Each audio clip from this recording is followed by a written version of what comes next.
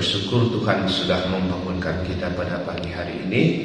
Sebelum kita melakukan aktivitas kita, mari kita minta pimpinan Tuhan. Kita berdoa.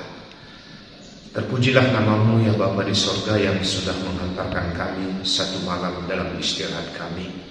Sebelum kami lebih jauh Bapa menjalani hari ini, menjalankan aktivitas kami mohon belas kasihan-Mu yang akan meneguhkan, menguatkan kami, sehingga menyertai kami di sepanjang aktivitas kami hari ini. Berfirmanlah kepada kami, karena kami sudah siap mendengarkannya. Haleluya. Amin. Saudara yang dikasihi oleh Tuhan kita Yesus Kristus, firman Tuhan yang jadi renungan bagi kita diambil dari 1 Korinti 2 ayatnya yang ke-16. Demikian firman Tuhan. Sebab siapakah yang mengetahui pikiran Tuhan sehingga ia dapat menasehati dia?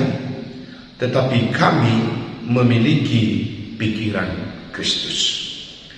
Firman Tuhan pagi ini yang sangat indah ini yang berbicara tentang hikmat Tuhan. Saudara-saudara, hikmat Tuhan itu memang kadang-kadang tidak mudah bagi kita untuk memahaminya. Sering sekali sulit kita pahami, sulit kita mengerti dan kita terima. Ya, memang ada begitu banyak hal atau peristiwa dalam kehidupan ini yang kadang-kadang itu penuh dengan misteri. Bahkan dalam kemisterian itu sering juga kita menyalahkan Tuhan dan mengatakan lewat peristiwa itu, ketika itu tidak berkenan bagi kita, Tuhan itu tidak adil.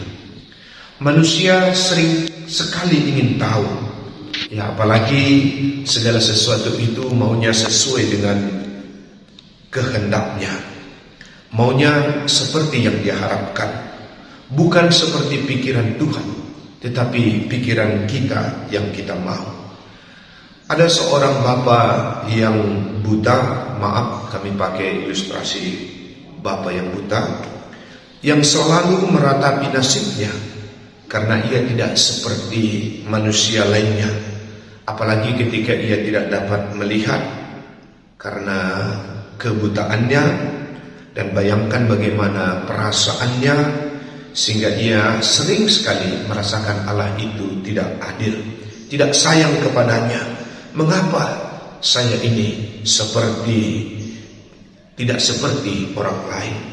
Sampai suatu ketika di mana bapak yang buta ini tinggal dalam suatu kampung yang baru saja menerima Injil, termasuk bapak kita yang buta ini. Suatu malam ada gerombolan yang datang yang mau membinasakan seluruh penduduk daripada kampung itu. Dan malam itu ada suara teriakan atau ketukan dari satu pintu ke pintu yang lain yang mengatakan, ayo semuanya lari, menyelamatkan diri, selamatkan diri masing-masing. Tentu saja bapak itu, dia karena kecatatannya atau kebutaannya tidak dapat berlari dengan jauh. Karena itu dia hanya berlari ke belakang rumahnya untuk menyelamatkan diri. Sampai pada akhirnya gerombolan itu datang dan masuk ke rumahnya.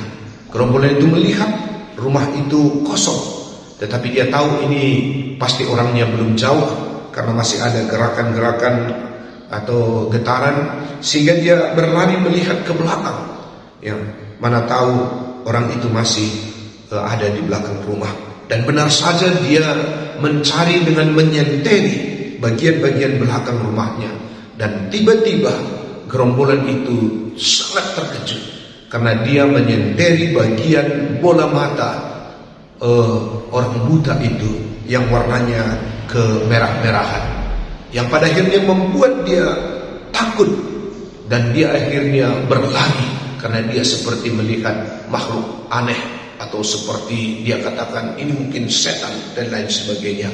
Akhirnya gerombolan itu meninggalkan dia dan sangat ketakutan. Dan apa yang terjadi? Bapak itu akhirnya selamat. Saudara-saudara yang dikasihi oleh Tuhan kita Yesus Kristus, kadangkala begitulah kita tidak memahami di balik sesuatu yang kita alami. Ternyata ada kuasa Tuhan bekerja. Seperti orang buta tadi, ia selamat justru karena matanya sakit atau karena kelemahannya. Bagaimana kalau ia tidak buta tadi, maka ia akan selesai mati terbunuh oleh gerombolan itu. Tapi puji Tuhan, justru dalam kebutaannya itu, kelemahannya itulah membuat dia selamat.